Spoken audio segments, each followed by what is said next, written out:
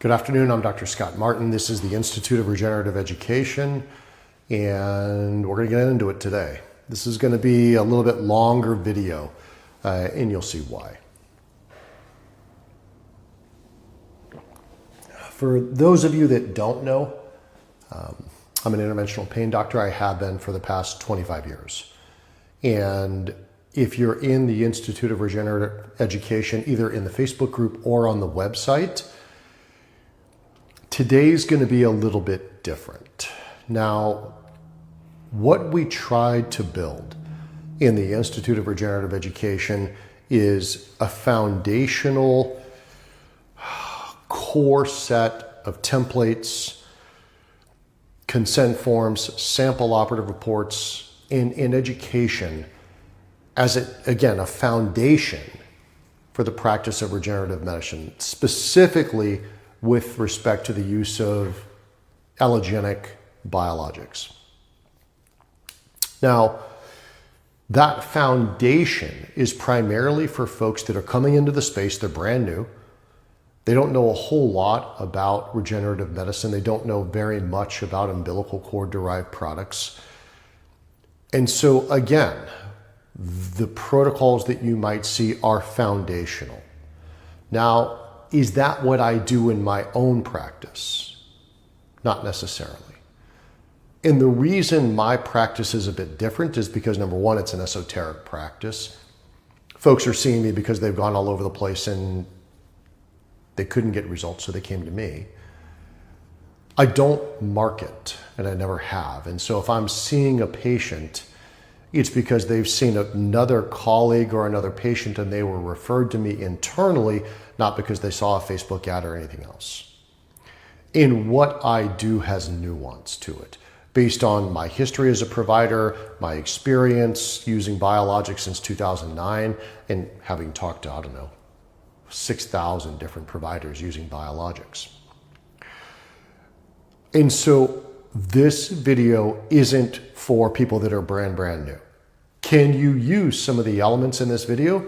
I'm delighted for you to do so. Understand that I'm just me, right? I practice the way I practice, and understand that this really, I don't know how to put this politely, but it's not for you, right? Meaning that what I do in my office has nothing to do with what I think other providers should do. Everything that I do in my office is predicated for one reason, and that's so I get the single best outcome for the patient sitting in front of me. And so please just understand that. Can you replicate what I do in your offices? Of course, right? But am I doing this just to be able to show you all, how or why, I think that this is the best or I'm the best? No, I don't care about that. The only court of opinion I care about is the court of public opinion. And that court specifically is the court that's sitting usually across from me in my office. And so we're going to tackle that today just to give you kind of a window into how I think and what I do. Now, most people talk about what's important to them. I start with the things that are completely unimportant to me. And again, if this upsets you, I don't care. There are three things that I don't care about, right? Meaning that if a patient brings them up, it's not that I disregard them, but they aren't as important to me as everything else. First and foremost, imaging. Many people rely very, very heavily on imaging. Well, I don't. I was trained in England. I did my core rotations at Kingston Hospital in Surrey. I had to explain to an attending the 18 things that were not wrong with the patient based on looking at their hands. And so what do I care about when a patient walks through the door? I don't care about their MRIs. I don't care about their x-rays. What I care about is what the patient has to say about their experience. What I care about is how the patient feels. That's what I care about.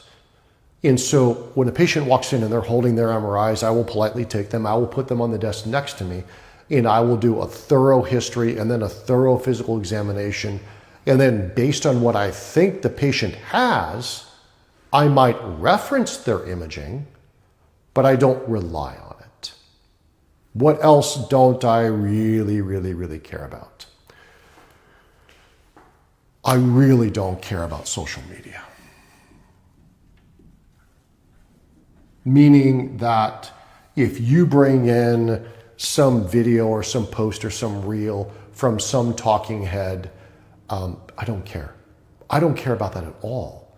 And the reason I don't care about it is that most talking heads are simply reading a teleprompter.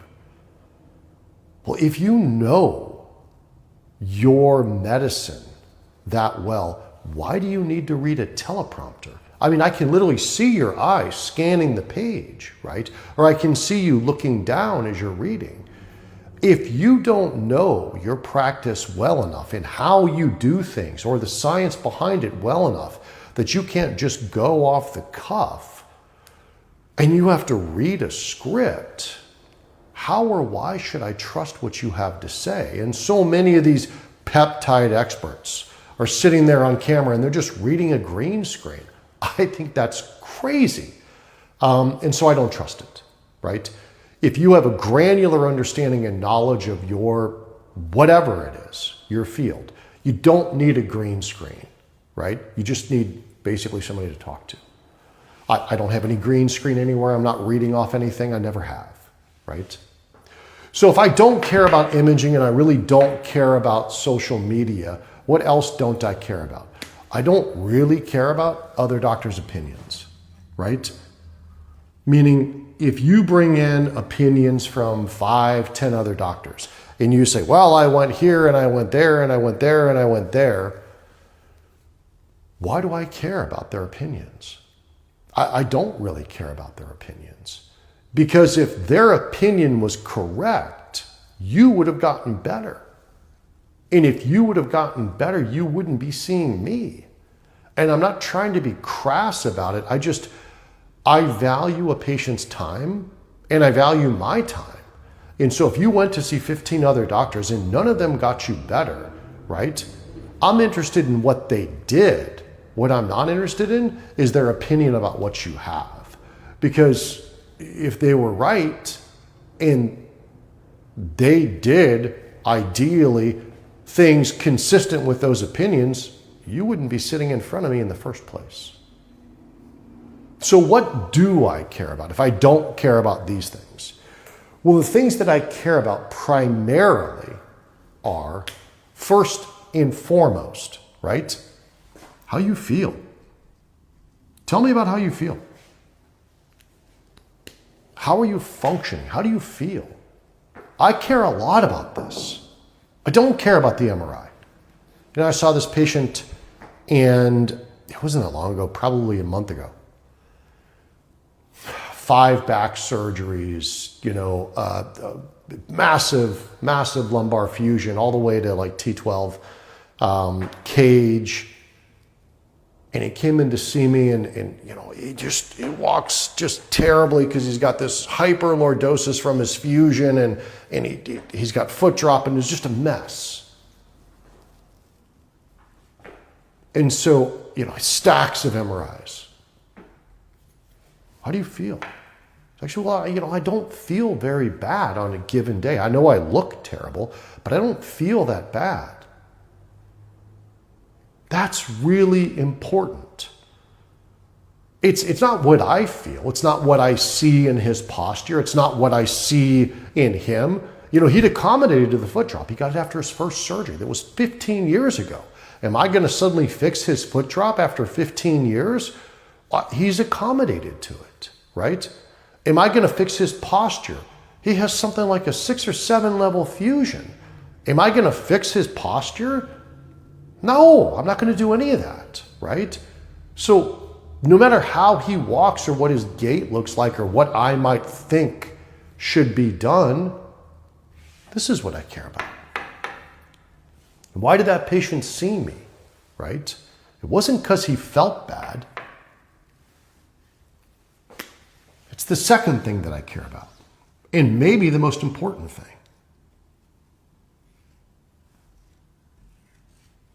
his goals. What did he want to do? He wanted to be able to play golf twice a week. Now, I didn't say he wanted to play 36 holes twice a week. He just wanted to play golf. And he couldn't swing a club. It hurt him too much. That's all he wanted to do. He's a former, near professional golfer, and he just loves golf. And, he can't walk the course because he has foot drop and he just fatigues too much. He has a very special golf cart, and literally he drives the golf course because he loves golf so much, but he can't swing a club. That was his goal. I just want to be able to play a few holes once or twice a week. I just want to be able to chip around the green. I don't have to hit the ball 300 yards, but I'd love to swing a driver and just listen to the sound of, that driver hit the ball. I just love it. That's his goal. He's not trying to win the PGA Masters tournament. He's not trying to do anything. He just wants to get back to playing some golf, any bit of golf. What's the final thing that I care about?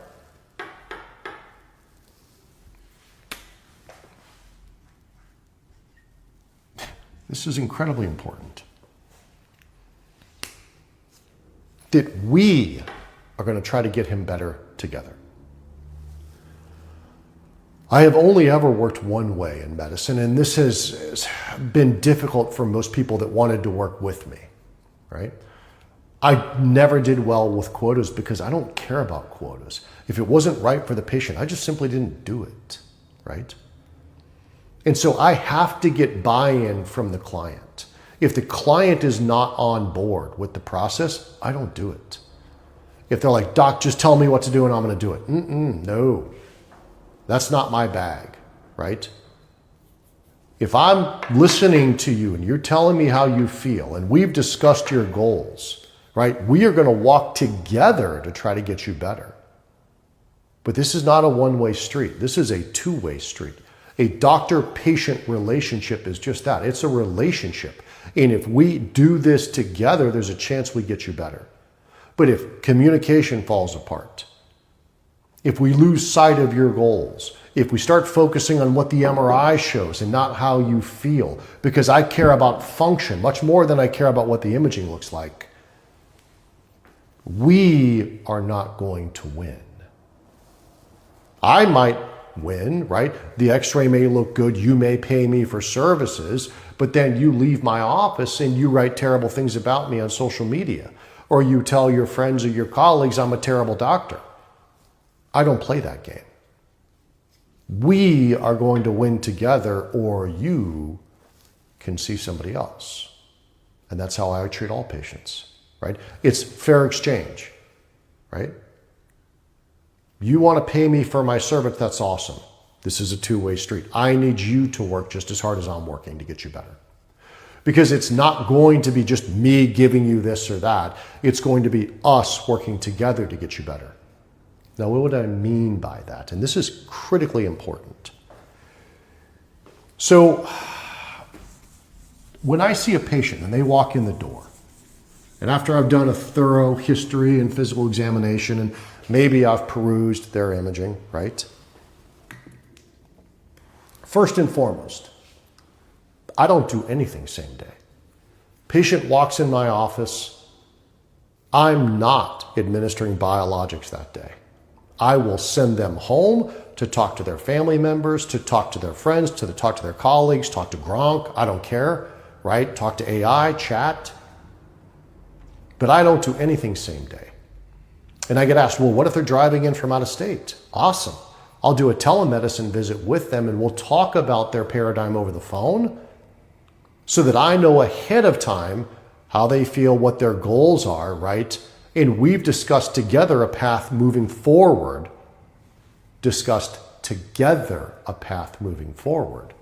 that we can work to get them better. And then when they do show up, if they drove from out of state, there aren't any questions that are unanswered. There's no surprises when I tell them how much things are going to cost, right? So what are the things that I do first, right? Number one, I need a foundation. And that foundation is built on a couple things, right? Number one, comprehensive exam and labs. Now, I will say that I lean on my wife quite heavily on this. She's an endocrinologist and she's singularly brilliant, and Marianne helps me quite a lot at times because I just don't know the nuances because I'm not an endocrinologist, right? Now, I've learned a lot and I know what I'm looking for, but I mean, something like a function health panel, I mean, some of the nuances in that, it might as well be Greek to me, and I don't read Greek, right? This is important, right? I need a baseline. I need to know what I'm dealing with from a lab standpoint and from an exam standpoint because I care about function. I care about how the patient is functioning physically. I care about how their body is functioning internally. And when I understand that, we can move forward. Number two, what do I care about? What is my foundation? Diet. I can use the best exosome product in the world. I can give you 500 billion exosomes.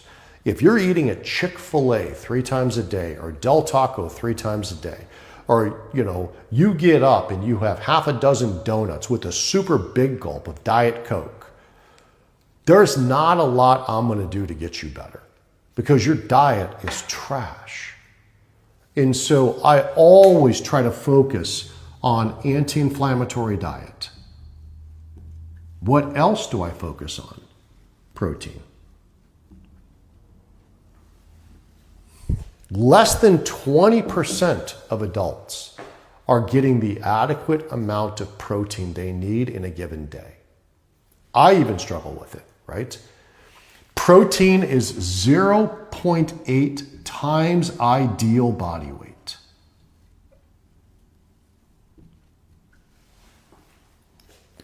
I'm about 172 pounds on a usual day, right?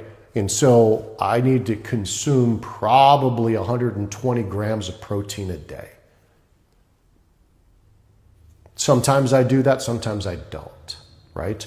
And if I know what my ideal is and I know how much protein I'm supposed to take in and I still don't, should it be shocking to me that the majority of my patients, potentially all of my patients, are consuming a fraction of the protein they should? No, it shouldn't be surprising at all, right? Now, there's a reason that I want an anti-inflammatory diet and I want protein up front.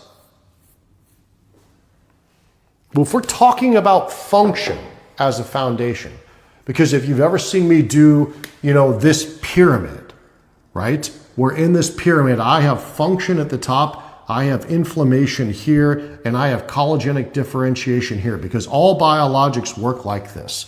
And the patient is here in the middle, right? Inflammation is one of my tripods, right? Collagenous differentiation, terribly important, but really, really tough to consume orally, right? All of the collagen-based building blocks we need for the body to repair itself at a cellular level. But at the top here is function. Most of my patients aren't coming in because they're like, I just can't sit, Dr. Martin. They're not coming in because they can't sit. They're coming in because they can't play golf or pickleball or tennis. They can't travel to Europe. They can't sit on a plane to get to Europe, right? And that takes muscle. I see so many people that get so caught up with peptides. Peptides, right? Let's do a Wolverine stack. Now, maybe let's get you on an anti-inflammatory diet first. Maybe let's make sure your protein intake is adequate, right? And then, after I've done exam and comprehensive labs and sorted diet, I sort the easy stuff, which is supplements. Notice none of this involves biologics. I haven't even talked about biologics yet, or peptides. Because what am I supplementing with? If they're not getting enough protein, or even if they are, they should be on essential amino acids. I don't put a single patient on TB 500 or BPC 157 for recovery unless they've been on essential amino acids for 3 months first. This is my core. This is my foundation. Why am I going to put somebody on TB 500? Why am I going to put somebody on BPC 157 if they're taking in 15 grams of protein a day? What exactly am I building, right? I want to build a skyscraper and I got a bunch of marshmallows. That ain't going to work, right? You need a foundation if you want to build a strong structure. If you want to build the body strong, you better start with some foundation. So I use EAAs, right? And I do it for 3 months before I even look at doing anything from a peptide standpoint, all right? Now, not everyone's going to take an anti-inflammatory diet. Not everyone's going to consume the right amount of protein. And so this is why I look to supplements, right? Something like essential amino acids for 3 months, right? And one of my favorites, curcumin. Why do I like curcumin so much? In particular as Mariva.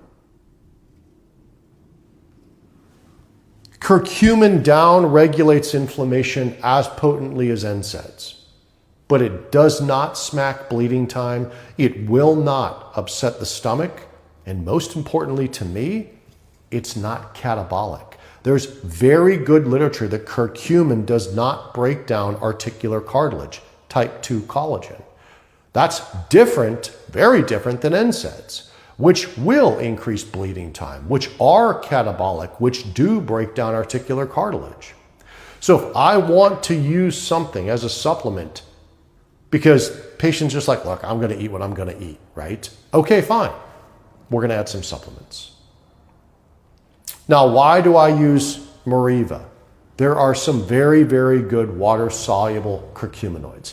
And understand curcumin is not water-soluble, it's not bioavailable. And so if you're going to use curcumin off the shelf or from Amazon, most likely you're getting very little of it, right?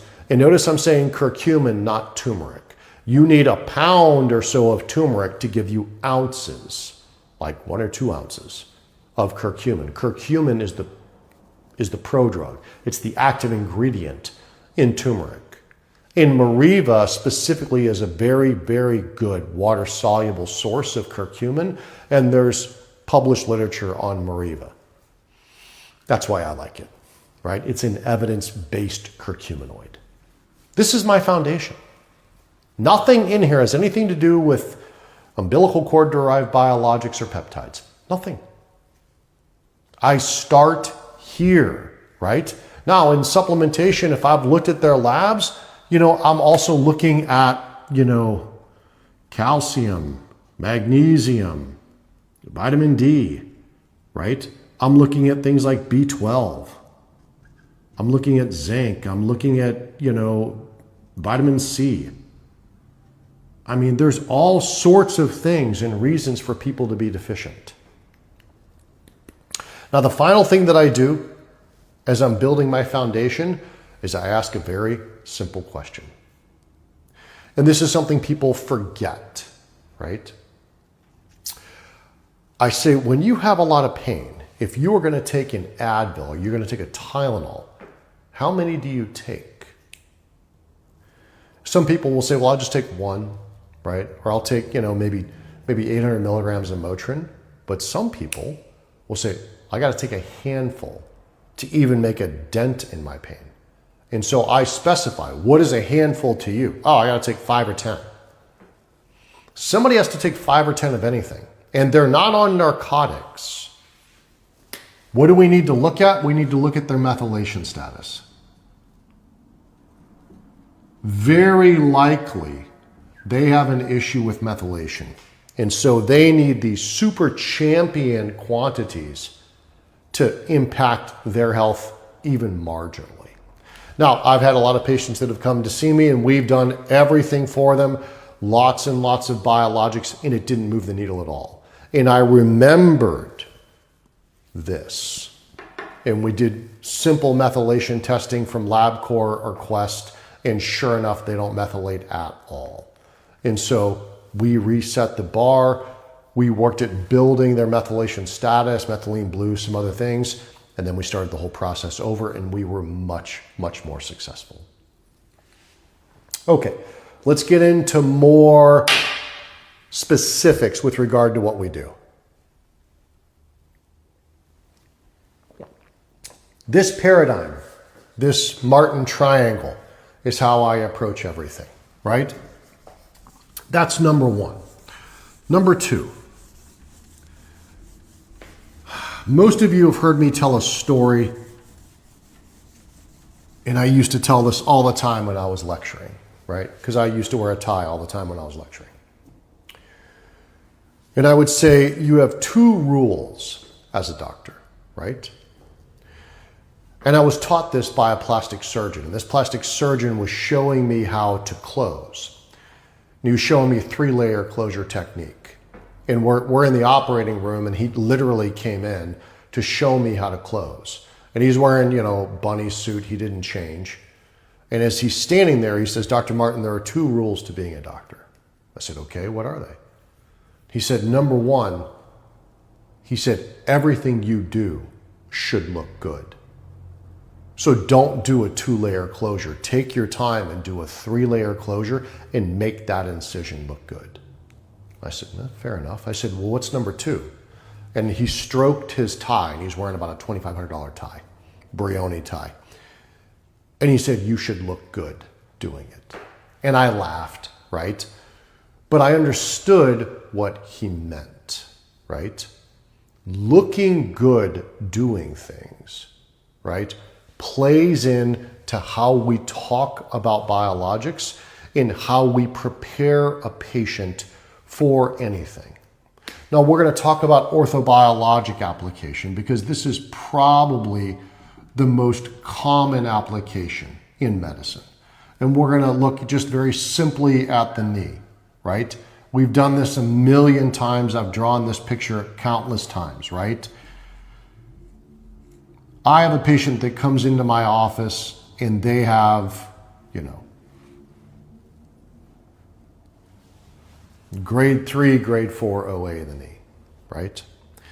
In that grade 3, grade 4 OA of the knee, I know that there's an inflammatory process that had to happen to get them to the point that they've got grade 3, grade 4 OA. And I know if they have grade 3, grade 4 OA by history, that they've had cortisone injections and things in the past, right? And cortisone was fabulous until it wasn't. Cortisone's catabolic. I haven't used cortisone for years.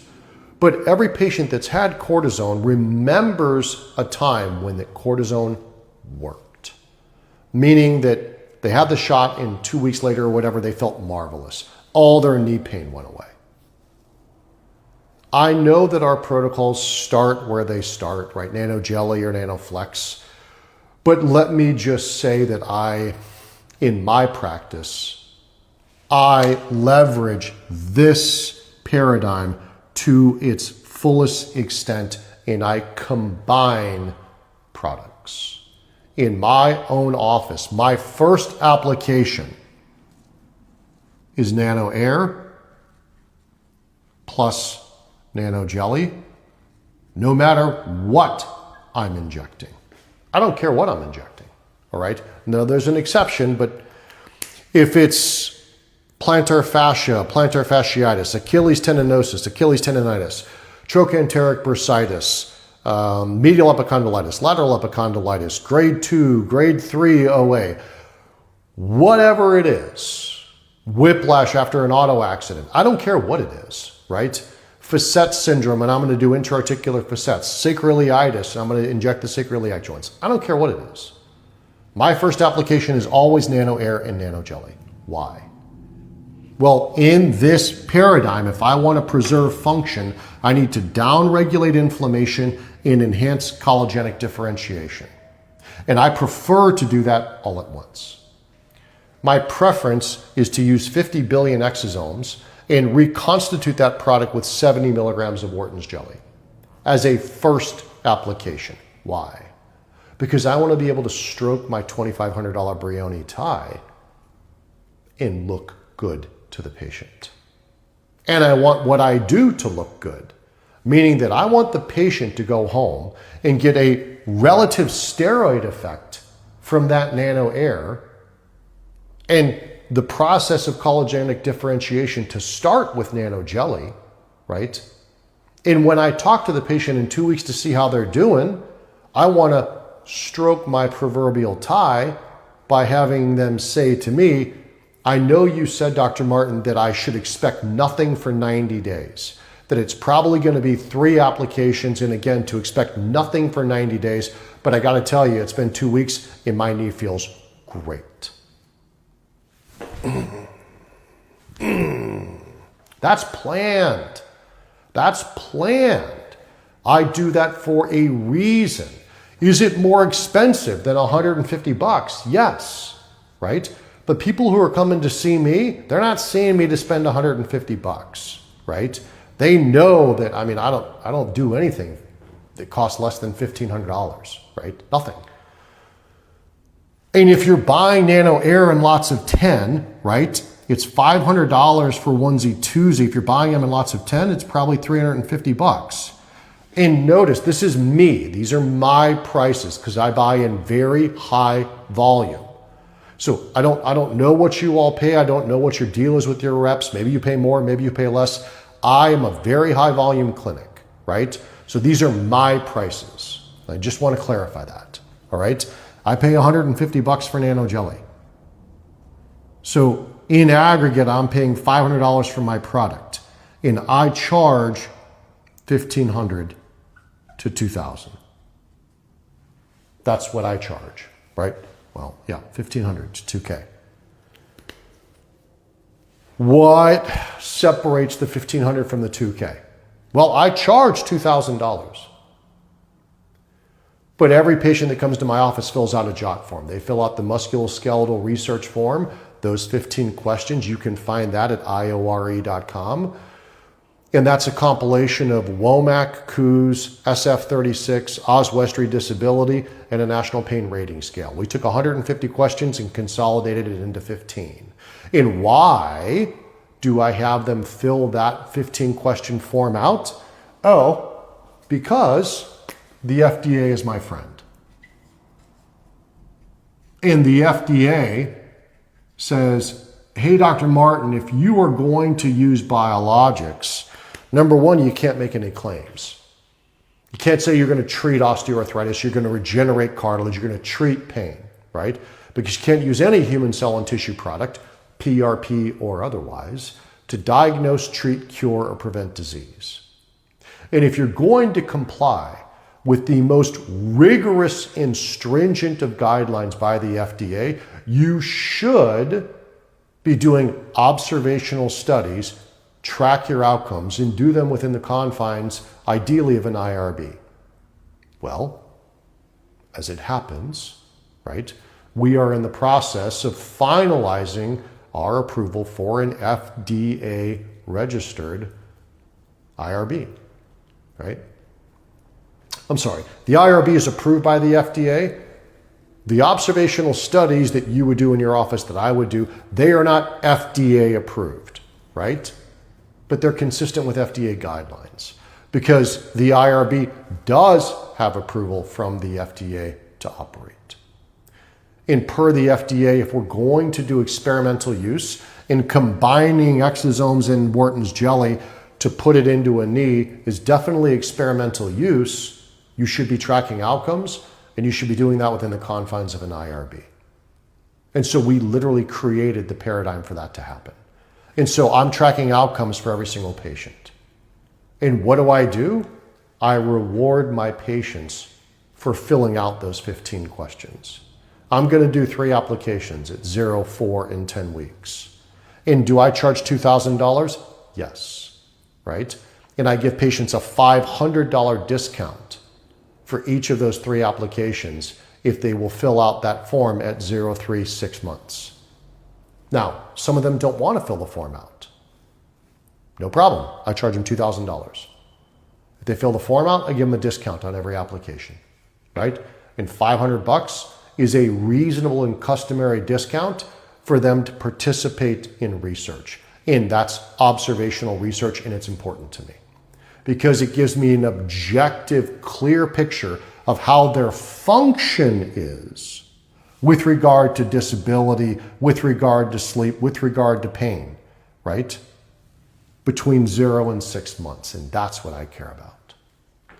Now, I'm still getting my 3X. I'm getting $500 for my product, $500 for my overhead, $500 for profit, but I pad it a little bit to allow a discount for the patient to participate in observational research, all right, this observational study. Now, what do I do for my second application? If I've done this for my first application, and I've remodeled inflammation and I've started the process of collagenic differentiation, what do I do number 2? I typically use NanoFlex. 2 cc's plus 1 cc of normal saline. In my third application, if I need it, so I'm going to put question mark, I typically do the same. I use NanoFlex, 2 cc's plus 1 cc of normal saline. Now, do we have providers that are charging $1,500, right? And they're just using nano jelly for 3 applications? Yes, we do. Do I do that in my office? No, I don't, right? As far as I'm concerned, it's my reputation on the line, and I want to be able to stroke my imaginary Brioni tie at any point in time. I don't wear a Brioni. I usually wear like vintage Lanvin or vintage Versace. So we'll say vintage Versace, right? So yeah, I'm using more potent biologics. No, I don't make a 3X because I'm spending about $750 for my 2 cc's of NanoFlex. And as long as they're filling out that jot form, I'm only collecting $1,500. And that's okay. I'm good with that. Because ultimately what I care about is that my work looks good, meaning my patient's outcome is good, and that I look good in the process. I'm not excessively charging, I'm not undercharging, right? But it's affordable for a patient.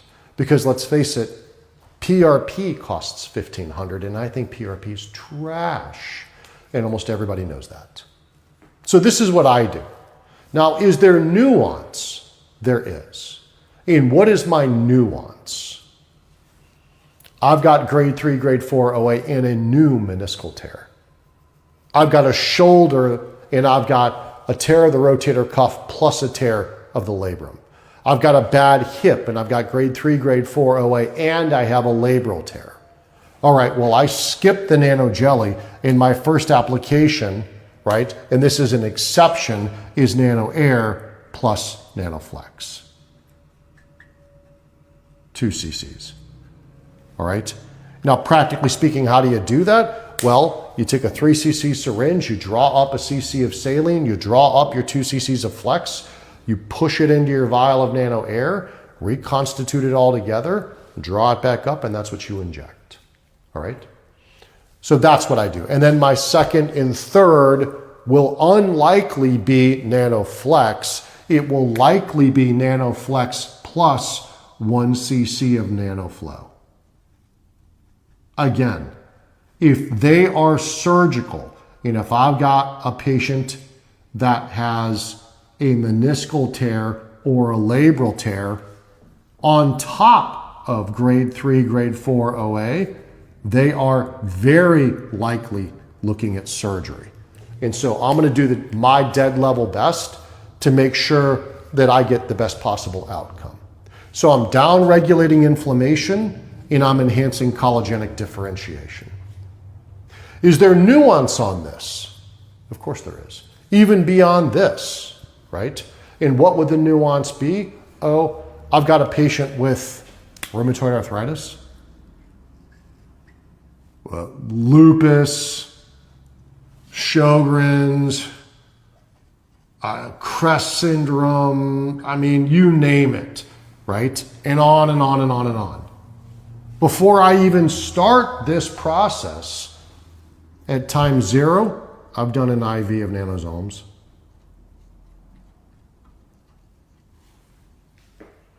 And even before I give that IV, I've fully consented them to let them know that nothing I'm giving them is to diagnose, treat, cure, prevent disease, that none of these products are FDA approved to treat their condition, right? And that I'm doing experimental work and I'm tracking their outcomes within the confines of an IRB, right? If all of you are interested, you can go on www.iore.com, www.iore.com,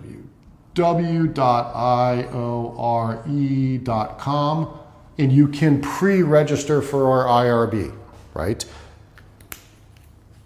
God willing, we start mass enrolling providers sometime in the fall. We have tacit approval for this observational IRB to track outcomes, no matter what it is you're looking at: sexual wellness, orthobiologic application, neurodegenerative. Again, none of this is to treat anything. All of this is to observe how patients function based on application of biologics. Now, do you have to use umbilical cord derived products? No, you don't. You can use autologous, right? You can do peptides. You can do whatever you want. We would love to have the data, because ultimately it's the data that leads us to evidence-based medicine. And that's what we all should care about, and that's what I care about most, right? Now, this is orthobiologic, right? In any case with systemic inflammatory or autoimmune cases, I'm doing IV or nebulized with exosomes first, and then 2 weeks later, I'm working this process, all right?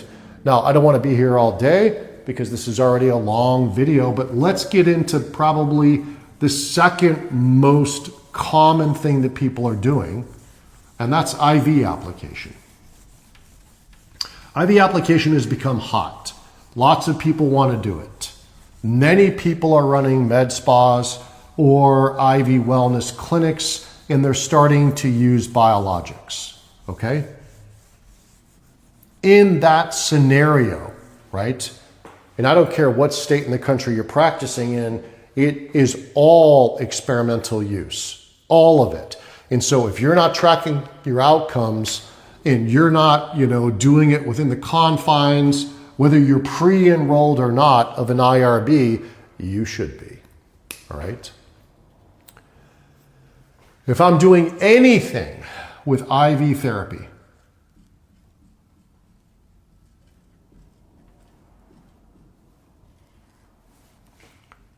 I start low, I go slow.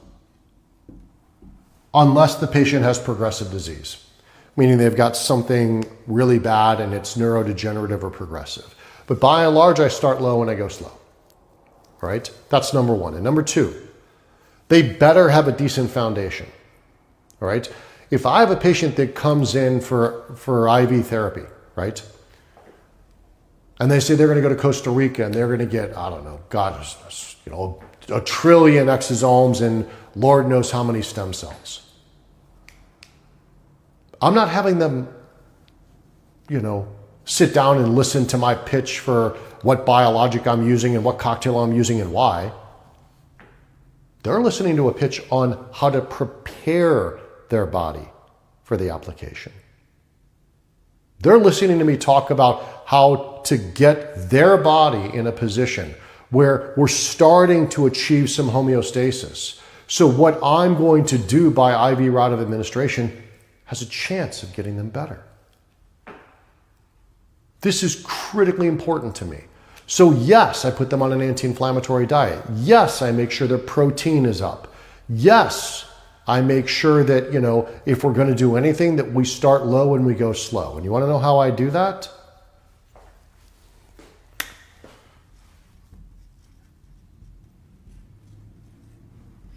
Again, my brilliant wife. Most of the patients that are walking into our office for IV therapy want to feel better because they want to stay active. Now, whether that's just so they can get to their job or they can play, sports or they can travel, they want to feel better so they can be active. Now, this is a product my wife developed with a company called Liquivita. And she's singularly brilliant. And she had an issue. And her issue very simply was, I'm seeing all these diabetic patients. I'm seeing all these patients, that are weight loss patients, and they all want to lose weight. And so they all go on a GLP-1. But because they're on a GLP-1 and they're losing weight, up to 40% of that weight loss is muscle loss. And their thought process is, well, I need to be on peptides. I need to be on TB500 or I need to be on BPC 157 to build that muscle back. Well, you don't have any foundation to build it. You're not eating enough protein. You have no essential amino acids. What exactly are the peptides going to work on? And so for patients that come in that want IV therapy and they've never had anything done before, I love this product. It's very inexpensive. I think it's something like $100. All right. And again, don't quote me. I buy everything in volume. But I think it's around that in cost for acquisition. And I do it usually for at least 3 applications.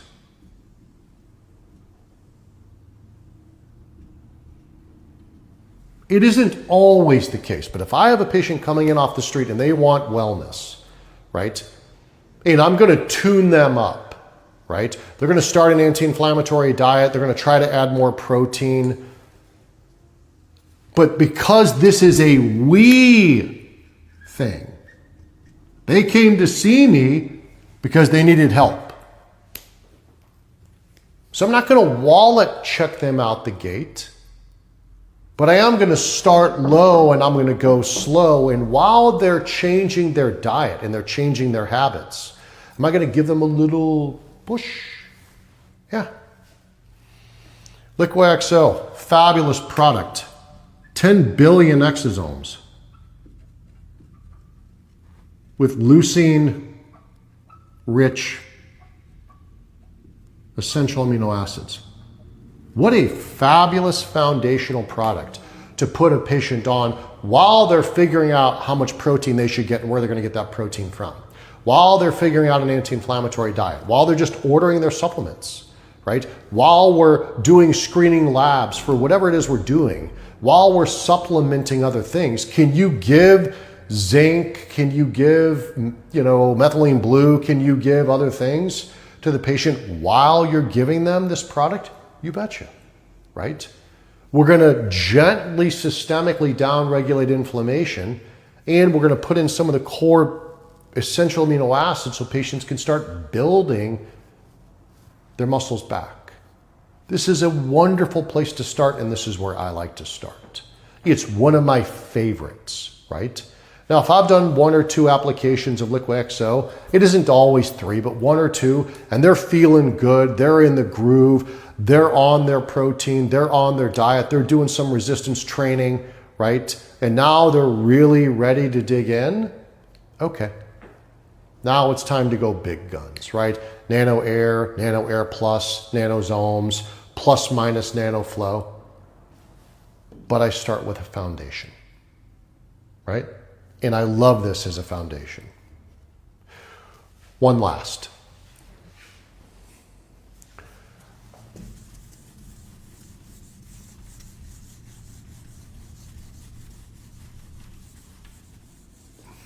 As most of you know, right?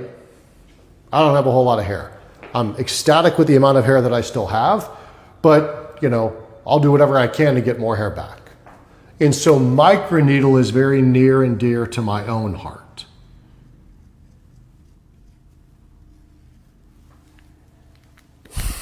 The standard aesthetics practice goes into debt damn near immediately, because the shiny object that they think they need to acquire to build a successful aesthetics practice is a laser or 3.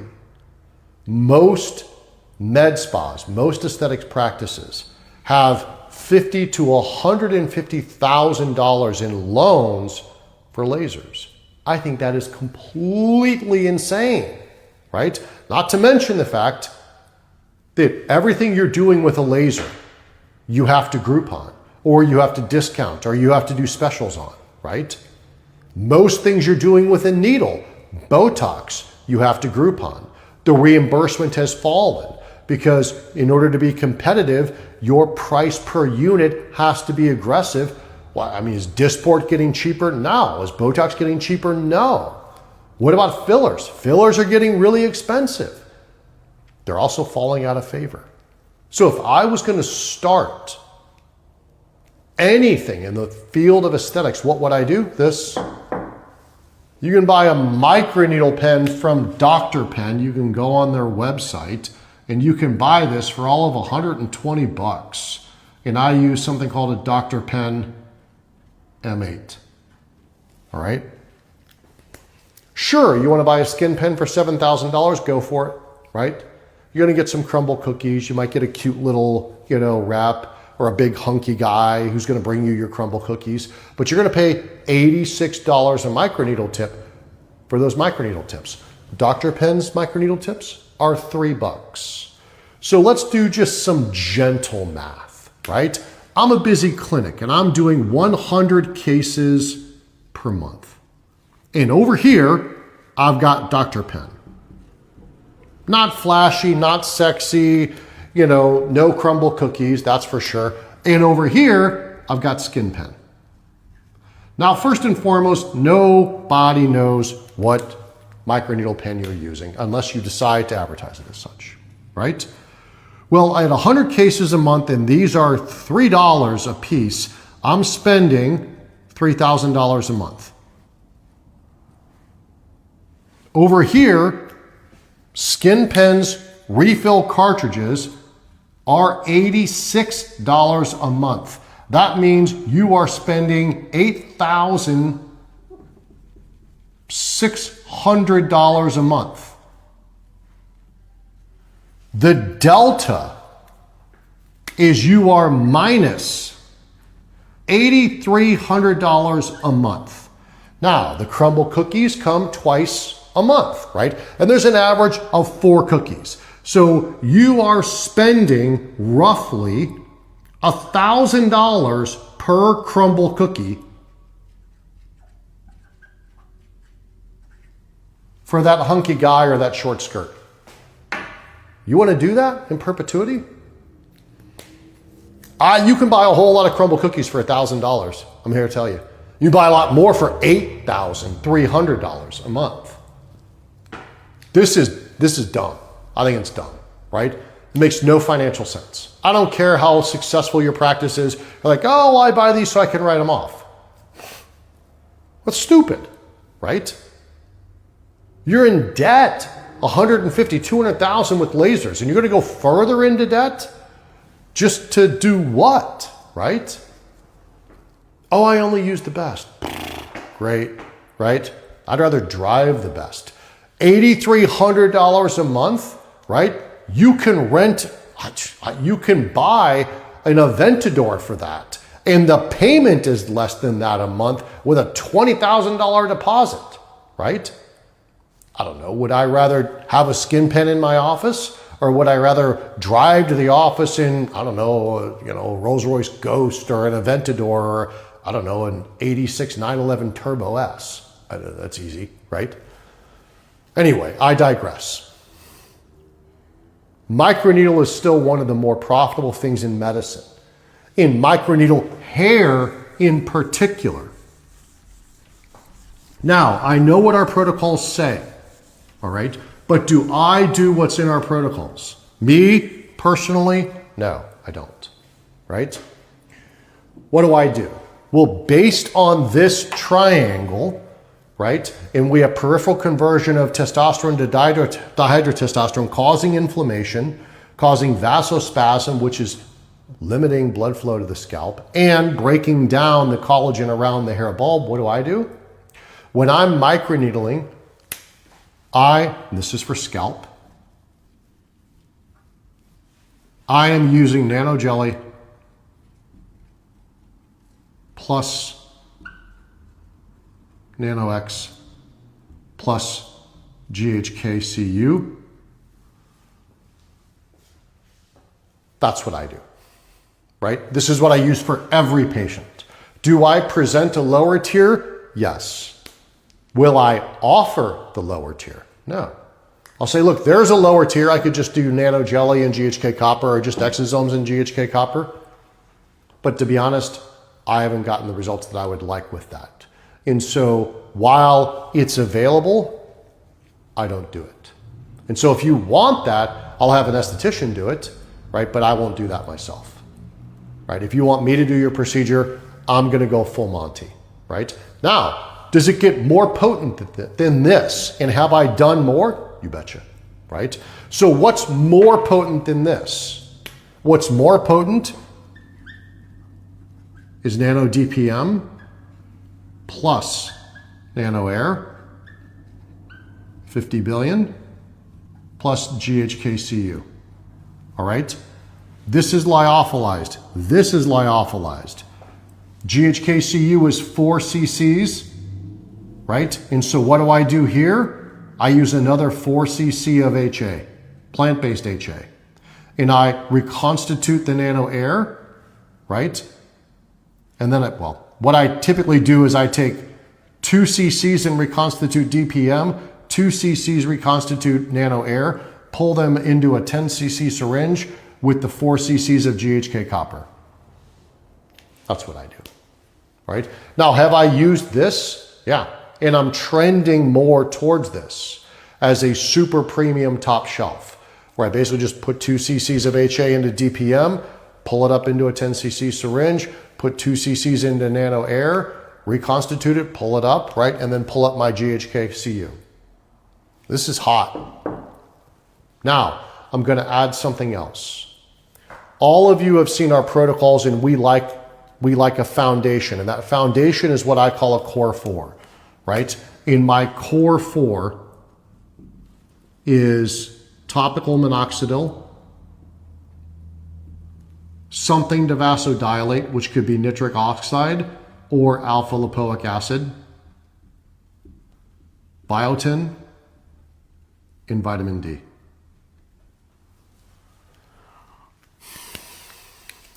We have a provider who just got amazing results, and he's using a topical serum on a daily basis. And that topical serum on a daily basis has a little bit of minoxidil, it has some tretinoin, it has a little bit of caffeine, and I'll post that cocktail as an image under this video. And if you want to use that on a daily basis, you can. Now remember, I don't use any minoxidil topically 3 days before or 7 days after an application, right? There are other preparations, herbal preparations, that do not have minoxidil in them. They've got GHK copper and they've got some other things. And I'm trying some of those personally, right? I haven't really found my favorite cocktail as of yet to use consistently all the way throughout that will replace minoxidil, all right? But what I will suggest to you, and I do this on a regular basis, right? I'm doing this by way of microneedling, but I also encourage my patients to take home a microneedle pen, a microneedle roller specifically, right? And if they're doing a daily application of topical minoxidil at night or anything else, I have them use a microneedle roller 2 times a week. Because there's a wonderful study out there that demonstrates that microneedling improves the efficacy of topical minoxidil by about 20-25%, all right? And I think that microneedling at home, maybe twice a week, while you're using a topical therapy on a regular basis, absolutely can't hurt. It's something I do myself. It's something I encourage all my patients to do. So when my patients come in and we do a big protocol for them, I give them an over-the-counter microneedle roller I buy off Amazon, and they're not expensive, all right? I stick to this triangle pretty aggressively. Everything that I do is to first down-regulate inflammation and then enhance collagenous differentiation, right? And I try to do it in collaboration with the patient's goals, how they feel, and I make sure that I'm walking the whole process together with the patient, because ultimately I want us both to win. I'm Dr. Martin. Have a very blessed day.